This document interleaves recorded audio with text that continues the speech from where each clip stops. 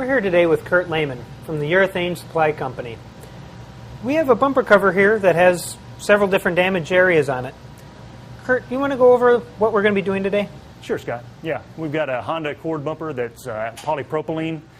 Most of the bumpers nowadays are made of a polypropylene blend. I'd say probably 98% of all bumper covers are made of polypropylene, TPO, TEO, that type of plastic. So the Honda Accord here is very common. We've got three types of damages on here. We've got one big split here in the middle of the bumper. We've got one split down here in the corner. And we have one of these slots here at the edge where it pops into the quarter panel.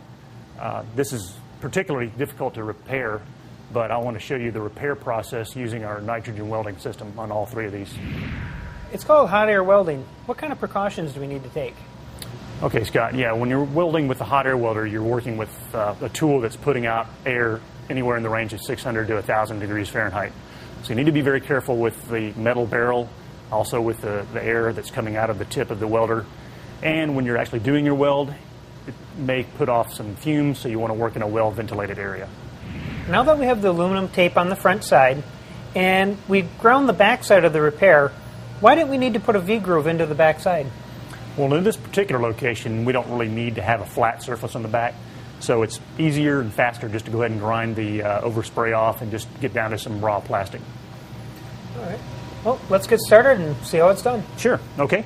On this one, I'm using the wide polypropylene ribbon, and I'm going to first, I want to preheat the bumper itself until it starts to turn a bit glossy.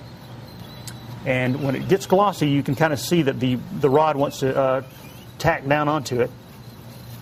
And then I want to focus the heat of the nitrogen welder at that junction point right there where the bumper and the rod come together.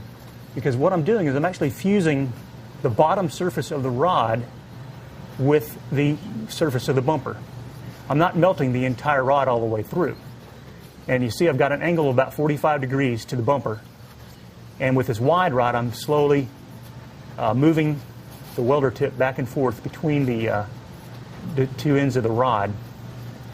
And the critical thing is I want to apply enough pressure on the rod itself so that I get some squeeze out of the plastic on either side and in front of the rod.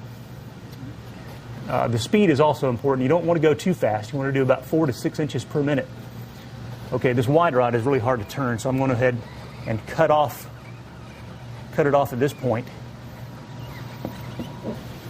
Okay, that back side is done now. We just let that cool, and we'll come to the front side. We'll V-groove the front and weld the front side the same method. Now that we have the other repair done in the flat area, are there any special considerations we have to take when we're repairing damage that goes to the edge? We use the same process, Scott, except in this case we're going to weld down the crack like we did before. But in a corner, in a high-stress area like this, it's good to lay a piece of welding rod across to take the stress in this direction. You can heat the ribbon until it turns clear, which is the proper melting point. And then I can use my airless welder to shape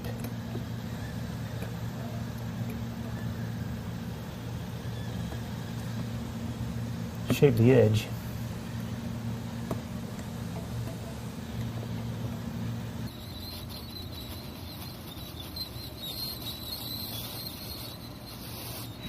Now we're going to repair this tab. How do we make a repair on something that has such a small area to work with? Scott, what we'll do is we'll taper both sides because we want to weld on both sides of the tab to give it the strength that it needs. So we'll taper it on both sides, and then I'll use some aluminum tape across there to support the melted welding rod when I make my pass. Pre-melt the plastic, stick the rod down, make your pass, cut it off, and then we will heat the plastic until it turns clear. Then we'll use our hand seamer to press the melted plastic into the bumper and to line up the damage. I'm going to do the same process on the opposite side. Pre-melt the plastic, stick the rod down, make your pass, cut it off at the edge of the welder, I want to pre-melt the rod to get it clear. And then I want to use the hand seamer again to impress the melted plastic into the bumper and to line up the tab. After the weld is cooled and we want to reestablish the dimensions of the hole, there's a couple ways we can do that. We can use the airless welder to melt the slot back into position, or we can use a small die grinder bit. Kurt, now that we've sanded the repair area, what's the next step? Well, if we have any really low spots, we can actually make another pass with the welding rod if you want to. But the way we've got it here, I think just a skim coat of some either epoxy filler or a flexible polyester glaze would be enough. And in the low spots, is there anything we have to especially watch out for? You want to make sure that there's no shiny spots. So if you have a little low spot, you want to make sure you go back in there with some sandpaper, just scratch up the bottom of that little shiny area, and then you can apply some adhesion promoter before you put your two-part on.